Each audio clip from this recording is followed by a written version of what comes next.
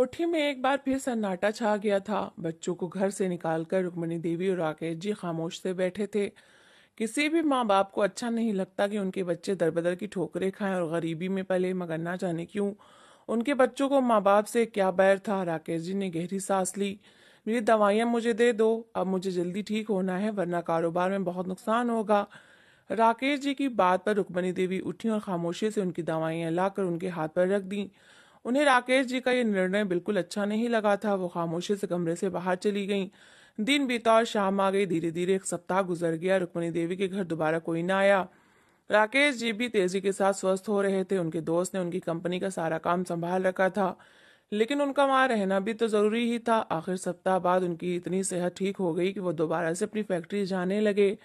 रुक्मणी देवी कोठी के अंदर खामोशी से सारा दिन फिरती रहती। उन्हें याद आता बहू और बेटे, चाहे अच्छे थे या बुरे, मगर बुढ़ापे के इस समय में कम से कम उनके काम उनके साथ तो होते थे। घर में चहल पहल तो लगी रहती थी। उन्हें अपने पोते और पोतियां बहुत याद आते थे। बेटे और बहुएं ना सही, मगर पोते पोतियां उनका बहुत ख्याल रखते थे। उस शाम राकेश जी के दफ्तर से आने में कभी कुछ समय बाकी था, जब रुक्मणी देवी एक पुराना फोटो लेकर बाहर लॉन में बैठी थी।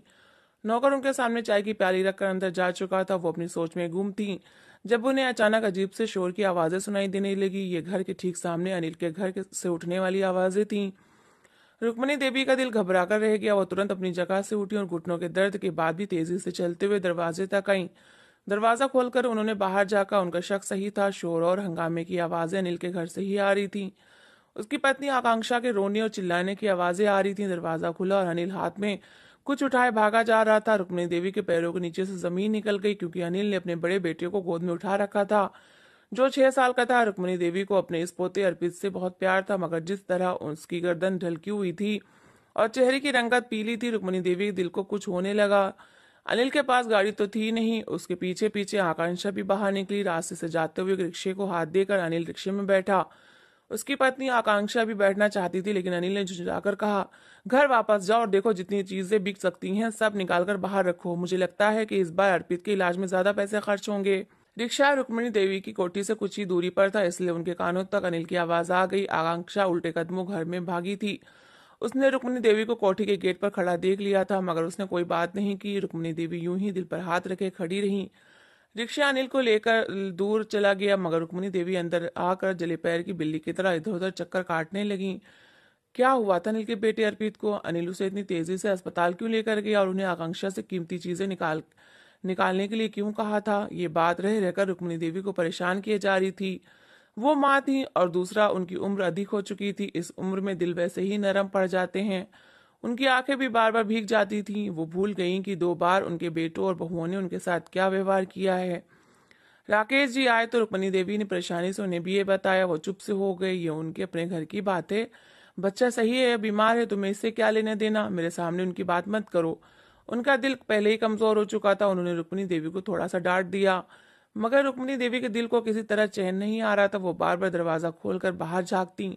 सामने वाले घर में एक दो लाइट जल रही थी। शायद बिजली के बिल के कारण अब वो लाइट भी कम ही जलाया करते थे।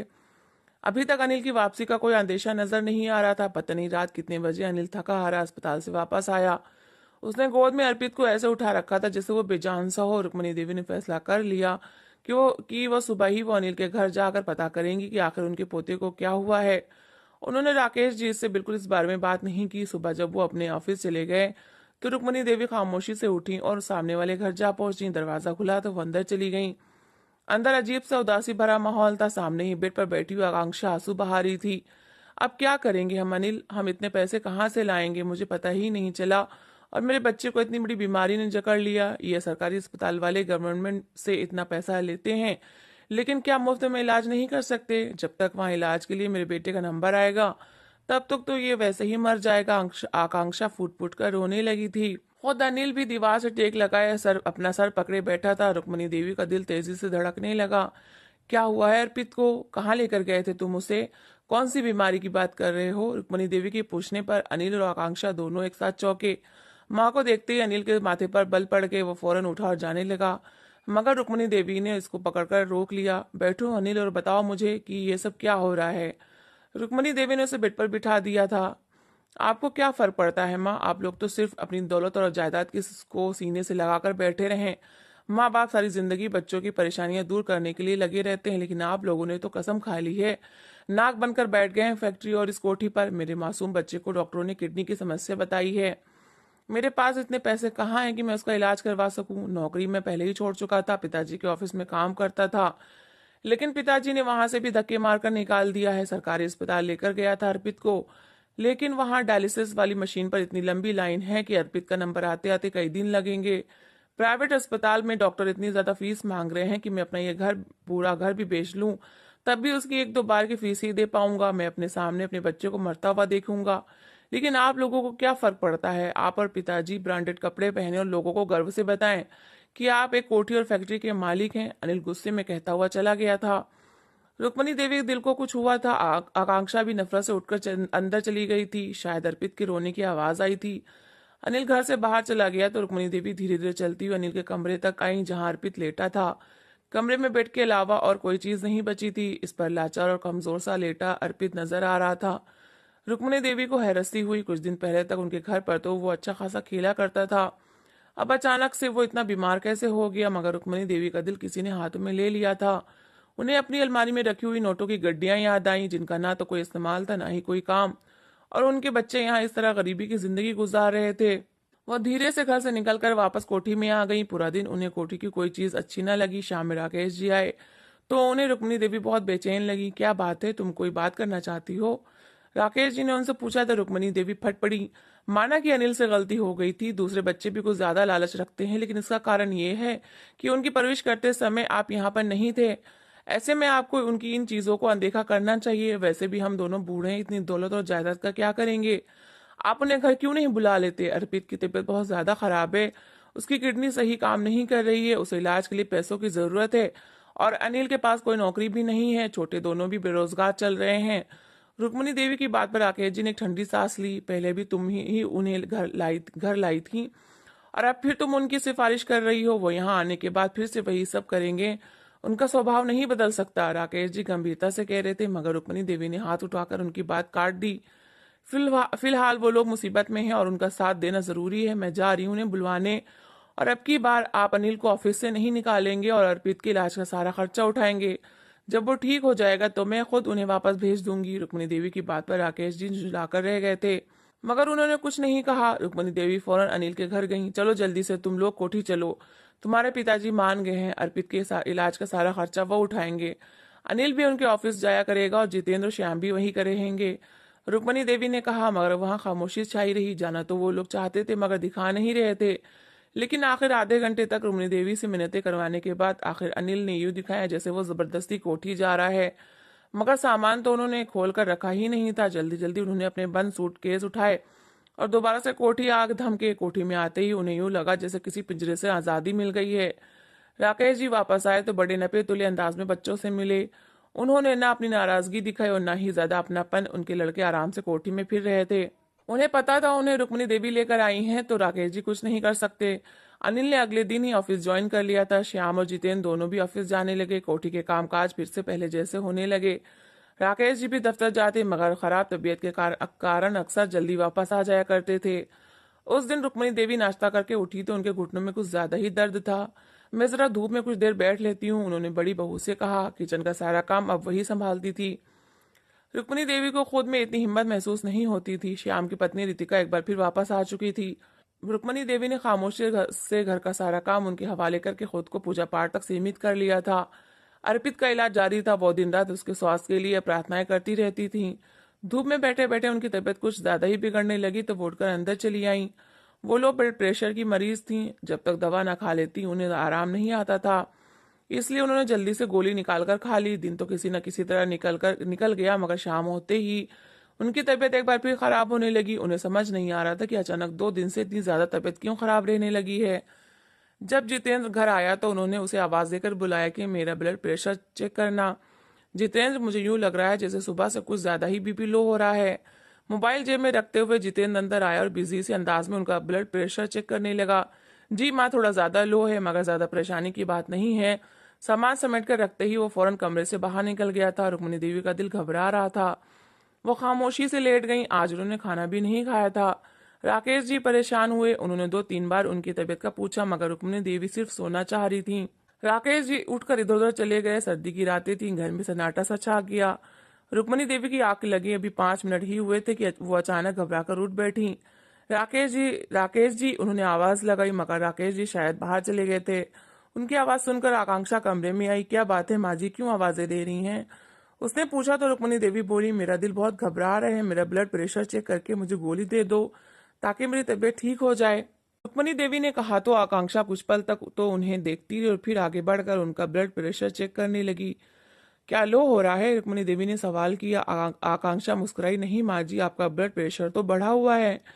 मैं आपको दवा दे देती हूँ। ब्लड प्रेशर की मशीन समेट कर रखते ही आकांक्षा उठी, उनकी दवाइयों में से एक गोली निकाल कर ले आई। कमरे में थोड़ा अंधेरा था। रुक्मिणी देवी ने गोली देखने की कोशिश की, लेकिन उनका सर घूम रहा था। चक्कर इतना ज्यादा आ रहा था कि जल्दी ही से उन्होंने गोली खाई और पानी के 2 घूंट पीकर लेट गईं। आकांक्षा ने मुस्कुराते हुए गिलास उनके हाथ से ले लिया। सुबह तक आप बिल्कुल ठीक हो जाएंगी। उसके अंदाज कुछ अजीब सा था। रुक्मिणी देवी करवट बदल कर लेट गईं, ये जाने बगैर कि वो इस नींद से कभी नहीं जागेंगी। उनका ब्लड प्रेशर लो था, मगर आकांक्षा ने जानबूझकर उन्हें गलत दवा दे दी थी। राकेश जी काफी देर बाद वापस आए। जब वो आए तो रुक्मिणी देवी बेखबर सो रही थी। राकेश जी ने उन्हें डिस्टर्ब करना ठीक न समझा। वो अपनी साइड पर करवट लेकर सो गए। सुबह जब वो उठे तो रुक्मिणी देवी अभी तक सो रही थी। क्या बात है, आज उठोगी नहीं? तबीयत ज्यादा खराब है क्या? वो चिंतित होकर आगे बढ़े। उन्होंने रुक्मिणी देवी के माथे पर हाथ रखा और अगले ही पल अपना हाथ खींच लिया। रुक्मिणी देवी का माथा बर्फ की तरह ठंडा हो रहा था। राकेश जी ने घबरा कर उनका कंधा हिलाया, मगर रुक्मिणी देवी का रात के किसी समय देहांत हो चुका था। वहां पर सिर्फ उनका बेजान शरीर रखा था। राकेश जी का दिल एकदम धड़कना भूल गया। वो वहीं बेड के किनारे पकड़कर बैठते चले गए। उनके गले से घुटी घुटी सी चीख निकली।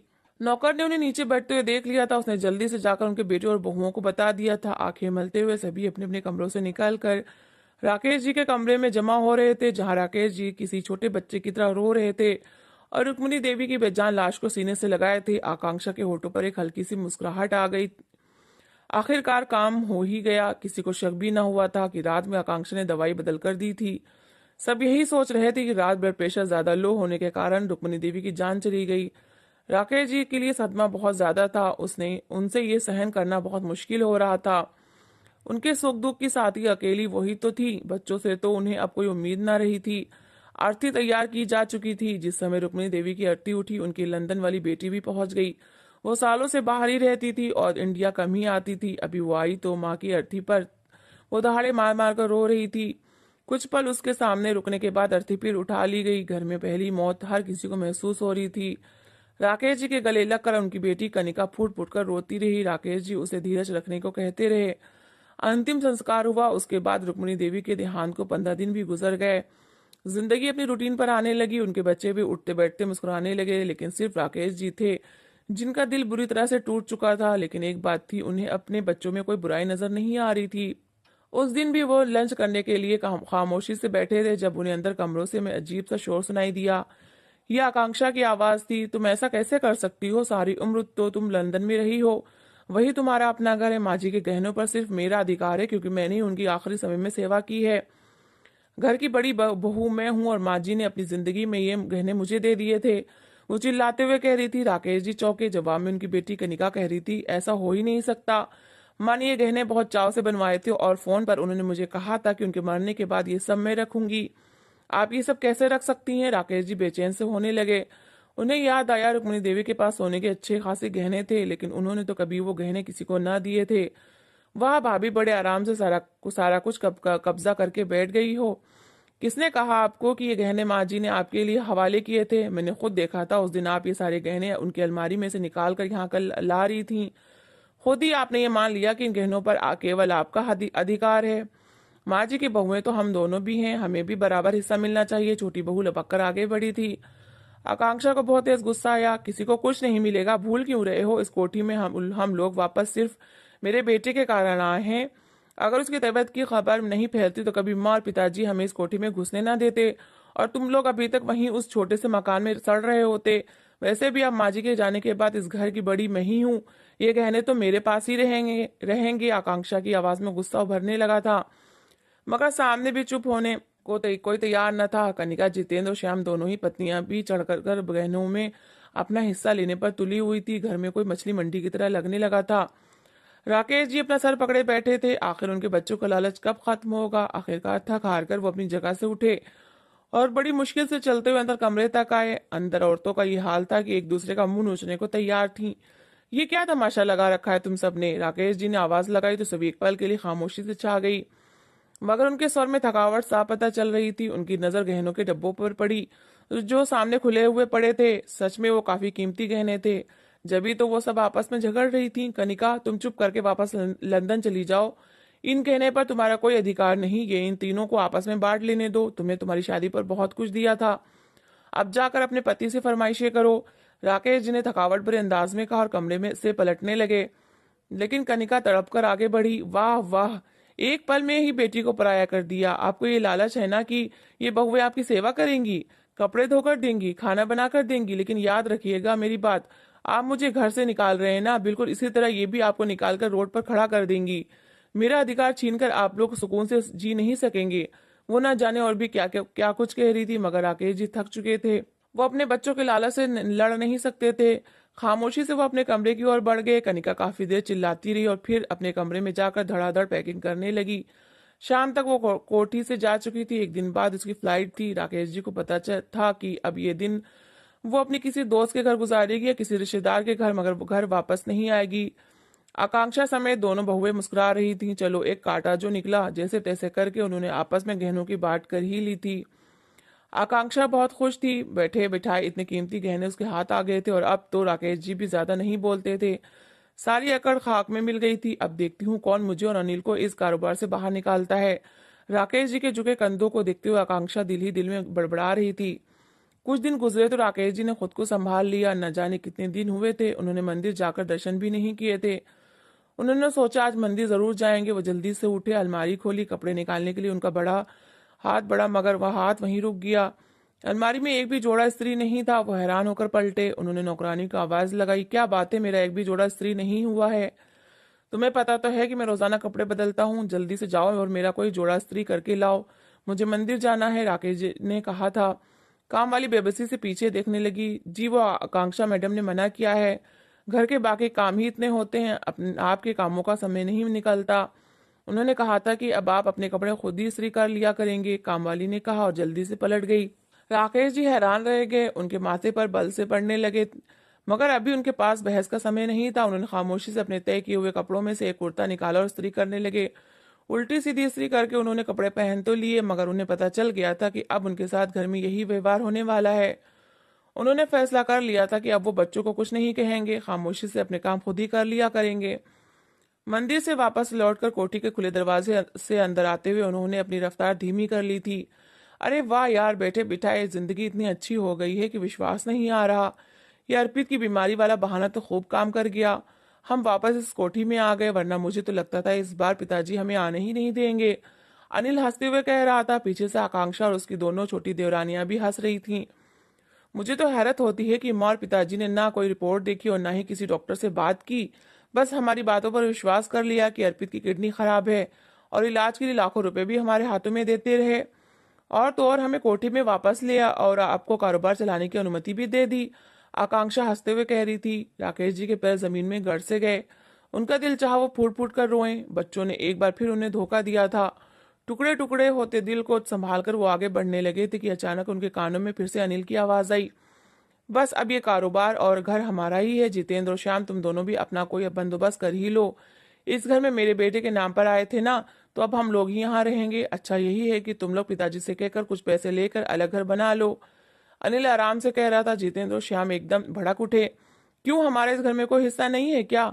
हम भी यहीं रहेंगे, आप हमें क्यों निकाल रहे हैं? जितेंद्र ने कहा। अनिल हंस दिया। कारोबार अब लगभग मेरे हाथ में है, पिताजी मुझ पर भरोसा करते हैं, देखना वो मुझे नहीं निकालेंगे। लेकिन जब मैं उनसे कहूंगा कि तुम दोनों का कारोबार से अलग कर दिया जाए तो वो जरूर कर देंगे। मुझे बहाना बनाने में ज्यादा समय नहीं लगेगा, अनिल शातिर से अंदाज में बोल रहा था। माहौल में खामोशी से छा गई और तभी श्याम की पत्नी रितिका बोली, और अगर मैं पिताजी को बता दूं कि उस रात आपकी पत्नी ने गलत दवाई देकर माँ जी को कत्ल किया है, तो आप फिर आप दोनों का क्या होगा? उसकी आवाज थी जैसे कोई बम जो पूरे माहौल में फूटा था। अंदर तो सन्नाटा ही छा गया, मगर खुद राकेश जी भी अपना दिल पकड़े जमीन पर बैठते चले गए। अंदर आकांक्षा घबराई हुई आवाज में कुछ कहने की कोशिश कर रही थी, मगर अनिल खुद सख्ते में आ गया था। ये सब क्या है आकांक्षा? क्या वाकई तुमने मेरी माँ को गलत दवाई दी थी? अनिल पूछ रहा था। आकांक्षा सफाई देने लगी। कमरे में अंधेरा था, मैंने दवाई देखी नहीं, मुझे पता ही नहीं चला वो कौन सी दवाई थी। शब्द टूट टूट कर उसके होठों से निकल रहे थे। राकेश जी का दिल चाहा वो फूट फूट कर रो दें। उनके बच्चों ने आखिरी सीमा भी पार कर ली थी। अंदर एक नया तमाशा लग चुका था। न जाने कितनी देर गुजर गई। अनिल और आकांक्षा आपस में बुरी तरह से झगड़ रहे थे। राकेश जी धीरे से उठे और लाउंज में आ गए। सभी उन्हें देखकर चौंक गए। मैंने सब सुन लिया है। अब इससे पहले कि मैं पुलिस को बुलाऊं और तुम लोगों को यहाँ से निकालूं, निकल जाओ मेरे घर से और आइंदा कभी अपनी सूरत ना दिखाना, राकेश जी दरवाजे की तरफ इशारा करके कह रहे थे। अनिल ने बेबसी से आकांक्षा की ओर देखा। अच्छा भला बना बनाया खेल इस औरत ने बिगाड़ दिया था। वो जानता था कि अगर ना गया तो बाप पुलिस को बुलाने में कोई देर नहीं करेगा। कत्ल का अपराध साबित हो जाता तो आकांक्षा को जेल जाना पड़ता। जो थोड़ी बहुत इज्जत थी वो भी खत्म हो चुकी थी। एक बार फिर मायूस अंदाज में सर झुकाए तीनों बेटे राकेश जी के घर अंदर से निकल चुके थे। फर्क सिर्फ इतना था कि इस बार राकेश जी अपनी कोठी में अकेले रह गए थे। रुक्मणी देवी भी उनके पास न थी। उन्होंने फैसला कर लिया था कि अब वो सारी दौलत और जायदाद को अनाथ आश्रम के नाम कर देंगे, जिसके कारण उन्हें इतने दुख देखने पड़ रहे थे। तो दोस्तों, इस कहानी को लेकर आपकी क्या राय है कमेंट बॉक्स में ज़रूर बताएं। और अगर आपको हमारी आज की कहानी अच्छी लगी हो तो प्लीज़ लाइक ज़रूर करें।